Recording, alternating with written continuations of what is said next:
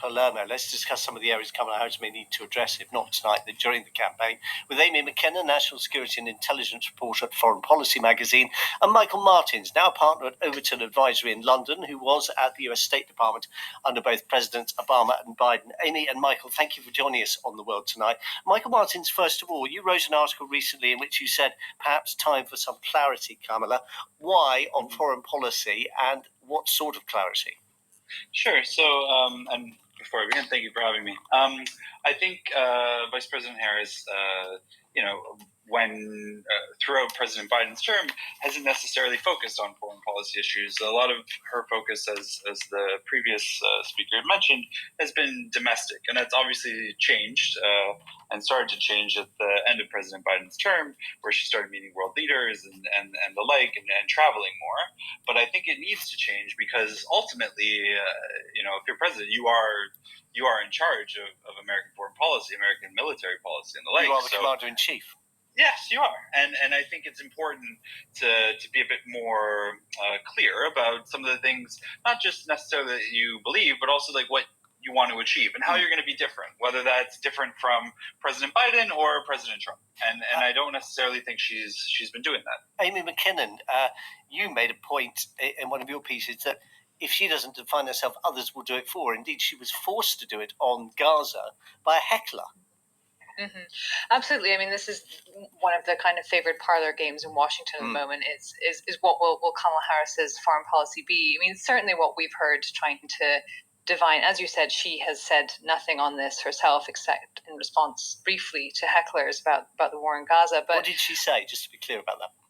I mean, she reaffirmed the administration's position that, she called for a ceasefire and she also called for the release of Israeli hostages. Right. She very much kept with the Biden administration's line. And that's kind of the broad expectation of what her foreign policy is going to look like as well. I mean, there's a lot of focus, particularly on Israel and Gaza, on that war. And she has very much reaffirmed her staunch support for Israel, for continued support of Israel. But she has also taken a rhetorical difference, at least when it comes to the suffering in Gaza, the horrific death toll there. And so that's something where I think we may see a slight shift with regards to President Biden, is I think a more empathetic tone. The trouble is with that, isn't it, Michael Martins, that again, it's about domestic politics more than anything else. It's about shoring up those voters on the left, on the so-called progressive wing of the Democratic Party and beyond, who might actually not turn out on polling day if she doesn't do something like that. Yeah, exactly. I think as the Amy. other thank you so much. As Amy mentioned, there is clearly like a domestic issue here, right? And I think she is doing a bit of a holding pattern, maybe changing a bit of the wording, but ultimately hasn't changed the policy stance. And I think we might get a bit of a shift if Vice President Harris becomes president, but ultimately I don't necessarily think the U.S. position will change when it comes to Israel-Palestine, just because of the nature of the threat landscape globally. Like I don't necessarily think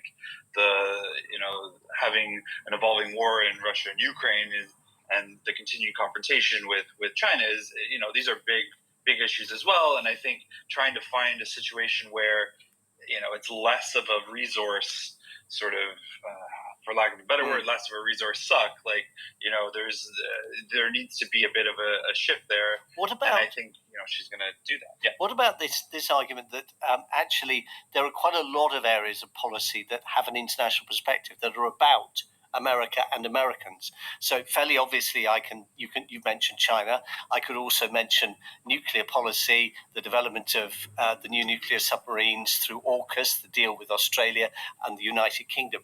Those are areas presumably where actually you can campaign saying, I know about this stuff, but actually it's about our safety in the homeland. It's not about defending other countries or unpopular foreign wars.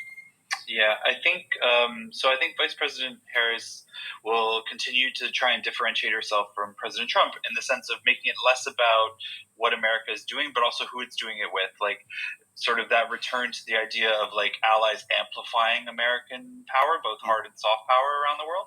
And I think it's an area ripe for campaigning when it comes to, ultimately in a presidential election, it's not necessarily the foreign policy stuff that's going to win you the office, but it will send a signal to your allies and partners around the world. And I think, there are enough allies and partners in Europe and in the Asian theater that have concerns about whether it be Russia or China, and look to America as that partner and that source of security, safety, stability, prosperity, even that are that look to that. And I think she's going to capitalize on that. Amy Mackinnon.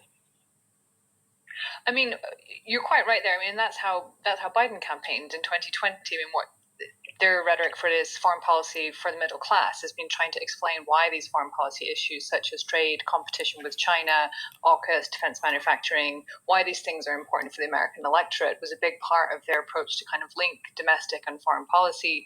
Whether that worked, whether that message actually resonated in the heartland, I think is something that, needs to be examined. But we haven't actually seen that from Kamala Harris yet. But I think it's worth bearing in mind that it is just 4 weeks since Biden announced that he was stepping aside. And so her campaign is very much staffing up, is building up. We're starting to see, a couple of appointments in the foreign policy sphere, which are giving some hints of kind of who she may look to for that. But it's still very much early days for her, even though it is close to the election itself. Amy Mackinnon and Michael Martins, thank you both very much. This is The World Tonight.